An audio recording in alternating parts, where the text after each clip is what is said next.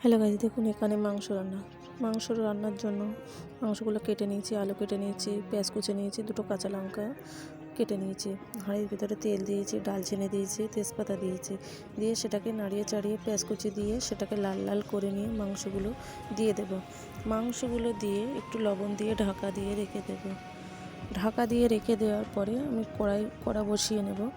কড়া বসিয়ে নিয়ে কড়াটা গরম হয়ে গেলে একটু তেল দিয়ে দেবো, দিয়ে আলুটা দিয়ে দেবো, দিয়ে লবণ দিয়ে আলুটাকে একটু ভেজে নেবো, লাল লাল করে ভেজে নিয়ে হলুদ গুঁড়ো লঙ্কা গুঁড়ো দিয়ে দেবো, দিয়ে সেটাকে ভালো মতো লাল লাল করে নিয়ে সেটাকে রেখে দেবো। দিয়ে মাংসগুলো ঢাকা দিয়ে রেখেছিলাম সেখানে ভালো করে মাংসটা কষিয়ে ভেজে ভেজে নিয়ে যখন ভাজার কালারটা লাল হয়ে যাবে তখন সেখানে আমি আদা রসুন বাটা দিয়ে দেবো, তিন চামচ দিয়ে দেব। মাংসর অনুযায়ী দিতে হবে। 3 চামচ দিয়ে দেওয়ার পরে সেটাকে গন্ধটা চলে গেলে আমি লঙ্কা গুঁড়ো হলুদ গুঁড়ো দিয়ে দেব। দিয়ে দেওয়ার পরে সেটাকে ভালো করে লাল লাল হয়ে গেলে গন্ধগুলো চলে গেলে সেখানে আমি যে ভাজা আলুটা আছে সেই ভাজা আলুগুলো দিয়ে দেব।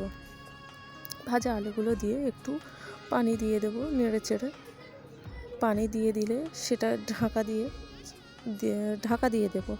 দেওয়ার পরে আমি এবারে পুরো কমপ্লিট হওয়ার জন্য সেটাকে সেই পানিটা মরে গেলে সেটাকে আবার একটু পানি দেব, দিয়ে ঢাকা দিয়ে রেখে দেওয়ার পরে ফুটে উঠলে তাতে ডালচিনি গুঁড়ো, এলাচ গুঁড়ো, লবঙ্গ গুঁড়ো দিয়ে রেখে দেব। তারপরে একটু গোলমরিচ গুঁড়ো ছড়িয়ে নামিয়ে নেব। দেখুন গাইস, কত সুন্দর হয়েছে কালারটা। চাইলে আপনারা এইভাবে রান্না করে টেস্ট করতে পারেন। প্রত্যেকের বাড়িতে সবাই সব রকমভাবে মাংস রান্না করেন, এইভাবে রান্নাটা করে দেখবেন।